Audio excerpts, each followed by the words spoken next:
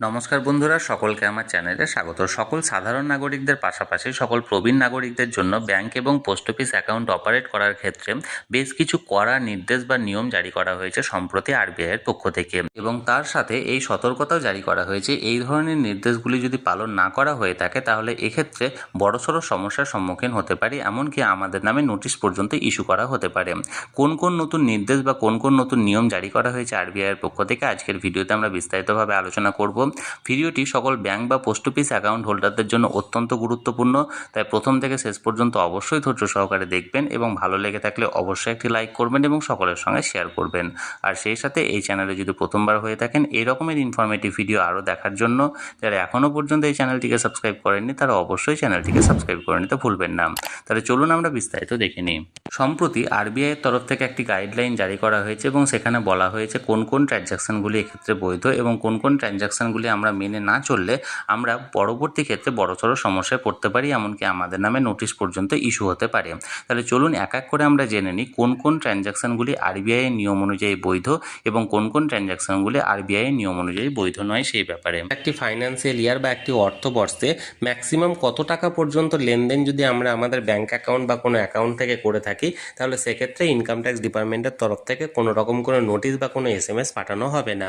এর সহজ উত্তর যদি দিতে যাই তাহলে সেক্ষেত্রে উত্তরটি হলো অন্ততপক্ষে 10 লক্ষ বা তার নিচে যদি কোনো অ্যামাউন্ট আমরা ট্রানজ্যাকশন করি একটি ফাইন্যান্সিয়াল ইয়ারে তাহলে সেক্ষেত্রে ইনকাম ট্যাক্স ডিপার্টমেন্টের তরফ থেকে কোনো রকম কোনো নোটিশ বা কোনো SMS পাঠানো হয় না। কিন্তু তার মানে এটা নয় যে 10 লক্ষ টাকার বেশি অ্যামাউন্ট ট্রানজ্যাকশন করলেই যে আপনাকে নোটিশ বা আপনাকে SMS পাঠানো হবে, বিষয়টি কিন্তু এমন নয়। আপনার যদি লেনদেনের বৈধ ডকুমেন্টস বা বৈধ লিগ্যাল যে সমস্ত কাগজপত্র আছে সবগুলো যদি ঠিক থাকে তাহলে সেক্ষেত্রে আপনি 10 লক্ষ টাকার বেশি ট্রানজ্যাকশান অবশ্যই করতে পারেন। সেক্ষেত্রেও ইনকাম ট্যাক্স ডিপার্টমেন্টের তরফ থেকে আপনাকে কোনো রকম কোনো নোটিশ বা কোনো রকম কোনো SMS পাঠানো হবে না।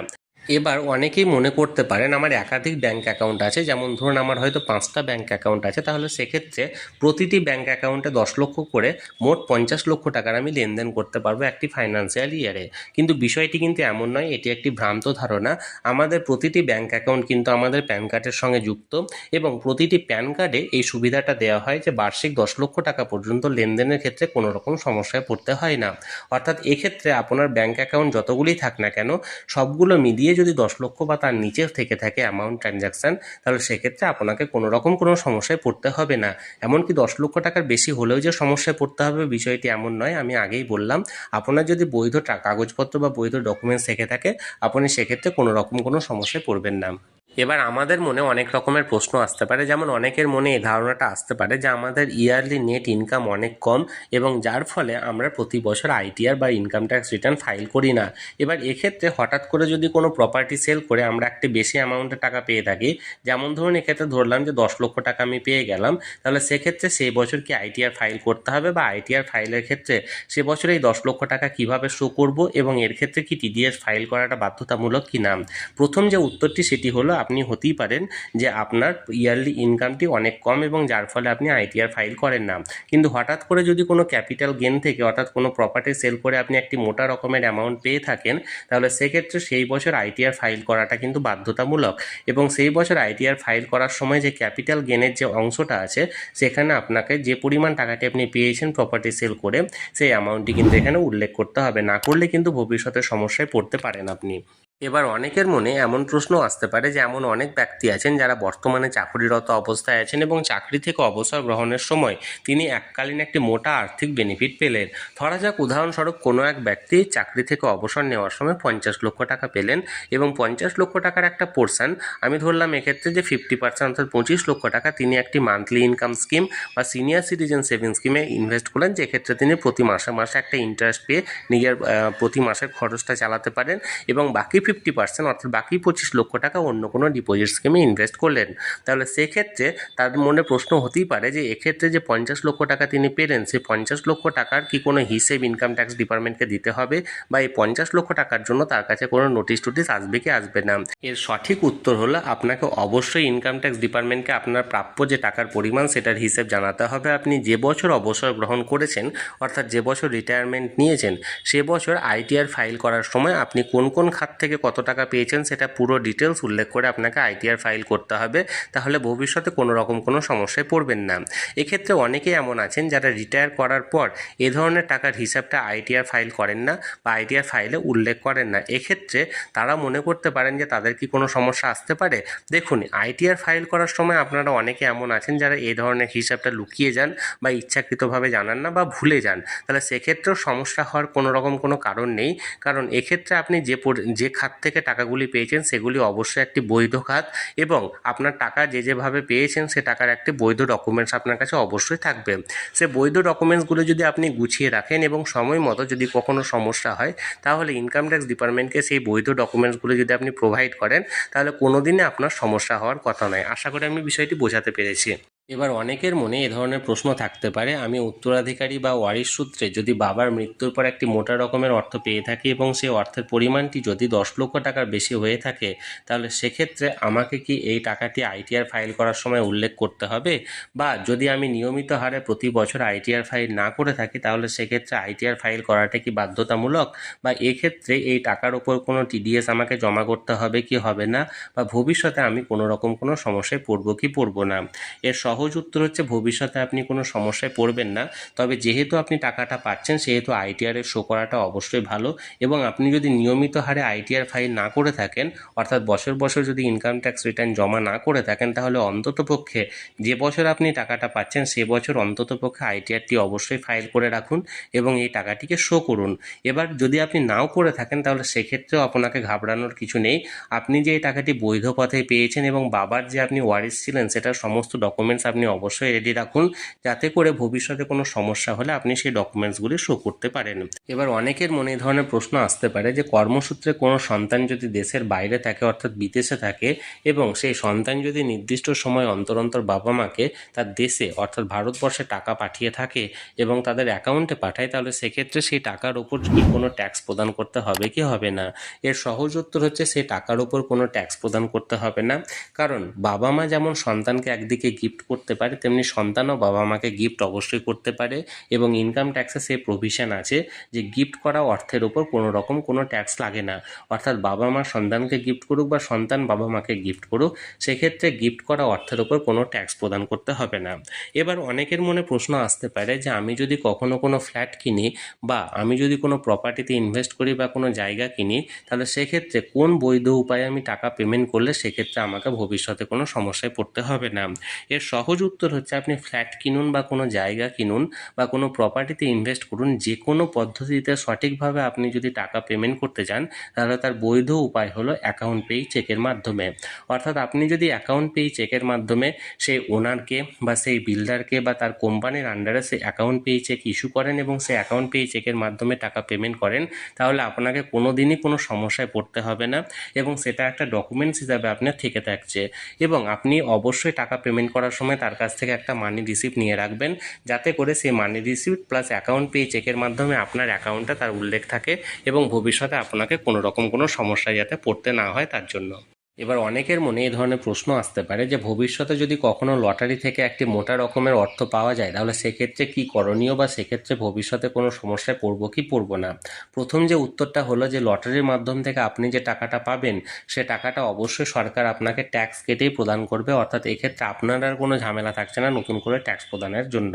এবার যে দ্বিতীয় বিষয়টি হলো, আপনি যে বছর লটারি থেকে টাকাটা পাচ্ছেন সে বছর আগের নিয়মের মতোই আপনি অন্তত পক্ষে সে বছরের জন্য আইটিআর ফাইলটি করে রাখুন এবং সেই টাকাটিকে ক্যাপিটাল গেনে উল্লেখ করুন যে আমি কোন খাত থেকে এই টাকাটি পাচ্ছি, তাহলে কোনো সমস্যা হওয়ার কথা নয়। এবং যদি এটি নাও করে থাকেন, তাহলে ভবিষ্যতে যে আপনি সমস্যায় পড়বেন তাও নয়, কারণ সরকার আপনাকে ট্যাক্স কেটেই কিন্তু টাকাটা প্রদান করছে। অর্থাৎ লটারি থেকে প্রাপ্ত টাকা যদি আপনি ব্যাঙ্ক অ্যাকাউন্টে গ্রহণ করেন, তাহলে সেক্ষেত্রে কোনো সমস্যায় আপনি পড়বেন না। এবার অনেকের মনে এ ধরনের প্রশ্ন আসতে পারে যে আমি যদি অন্য কোনো সোর্স থেকে আমাকে কেউ টাকা প্রদান করে, তাহলে কিভাবে পথ অবলম্বন করলে আমি এই টাকাটি টাকাটি সুরক্ষিতভাবে হোয়াইট মানির মধ্যে দেখাতে পারবো।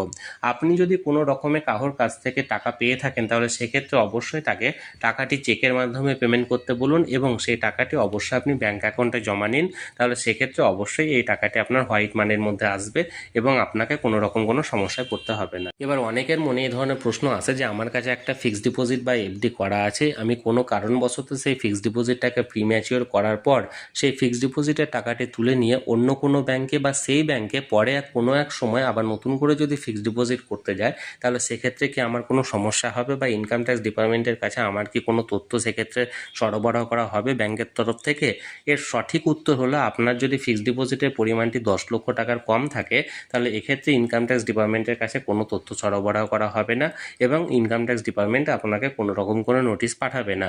এবং দ্বিতীয়, যদি এই টাকার পরিমাণটি 10 লক্ষ টাকার বেশি হয়ে থাকে তাহলে সেক্ষেত্রেও আপনার যে কোনো রকম কোনো ভয়ের বিষয় আছে তা নয়, আপনি অবশ্যই তার একটা বৈধ পথে টাকাটা পেয়েছেন এবং আগে আপনি যে ফিক্সড ডিপোজিটটা করে রেখেছিলেন সেটার একটা কাগজ বা সেটার যে সার্টিফিকেট সেটার একটা জেরক্স করে রাখুন, যে ভবিষ্যতে যদি কখনো কোনো সমস্যা হয় যাতে করে আপনি এই সমস্যাটার সময় এই কাগজপত্র দাখিল করতে পারেন।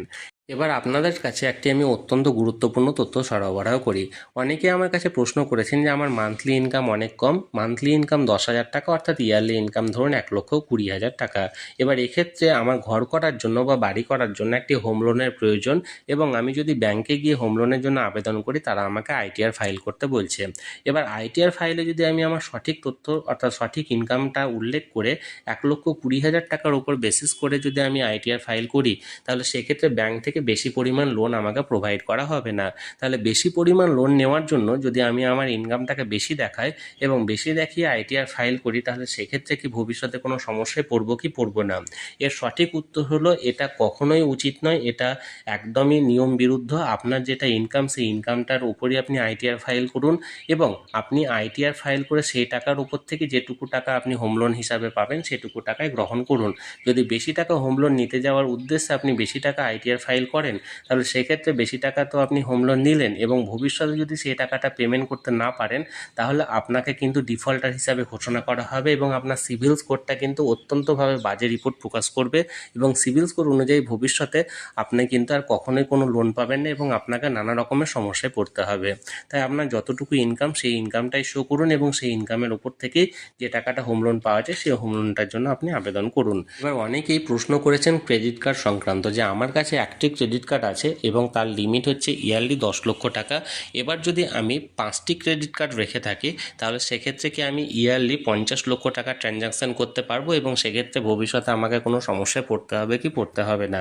এর সঠিক উত্তর হলো কখনোই সম্ভব নয়। তার কারণ আপনাকে ক্রেডিট কার্ড ইস্যু করা হয় আপনার প্যান কার্ড অনুযায়ী এবং একটা প্যান কার্ডের উপর 10 লক্ষ টাকা লিমিট ধার্য করা হয়। এবার আপনি যদি 5টা ক্রেডিট কার্ড রেখে থাকেন তাহলে 5টা ক্রেডিট কার্ড থেকে টোটাল আপনি 10 লক্ষ টাকা পর্যন্ত যদি ট্রানজ্যাকশান করেন তাহলে সেক্ষেত্রে কখনোই কোনো সমস্যায় পড়বেন না। এবার 10 লক্ষ টাকার বেশি যদি আপনি ট্রানজ্যাকশান করেন তাহলে সেক্ষেত্রে যদি বৈধ ডকুমেন্টস আপনার না থাকে আপনি ভবিষ্যতে সমস্যায় পড়তে পারেন। তাহলে বন্ধুরা, আগামী দিনে ইনকাম ট্যাক্সের নোটিশের হাত থেকে বাঁচানোর জন্য কোন কোন ধরনের লেনদেনগুলি করা উচিত এবং কোন কোন ধরনের লেনদেনগুলি করা উচিত নয় বা কোন কোন ধরনের লেনদেনগুলি করার ক্ষেত্রে কোন কোন ধরনের সাবধানতাগুলি অবলম্বন করবেন, আমি আশা করি আপনাদেরকে সেটি বোঝাতে সক্ষম হয়েছি। তবুও যদি আপনাদের এই ব্যাপারে কোনো রকম কোনো প্রশ্ন থেকে থাকে আমাকে কমেন্ট করতে ভুলবেন না। আমি চেষ্টা করব আপনাদের সকলের প্রশ্নের যথাযথ উত্তর দেওয়ার। আর এই ভিডিওটি ভালো লেগে থাকলে অবশ্যই একটি লাইক করুন এবং সকলের সঙ্গে শেয়ার করুন। আর সেই সাথে এই চ্যানেলে যদি প্রথমবার হয়ে থাকেন এই রকমের ইনফরমেটিভ ভিডিও আরও দেখার জন্য যারা এখনও পর্যন্ত এই চ্যানেলটিকে সাবস্ক্রাইব করেননি তারা অবশ্যই চ্যানেলটিকে সাবস্ক্রাইব করে রাখুন। ধন্যবাদ, দেখা হচ্ছে পরের ভিডিওতে।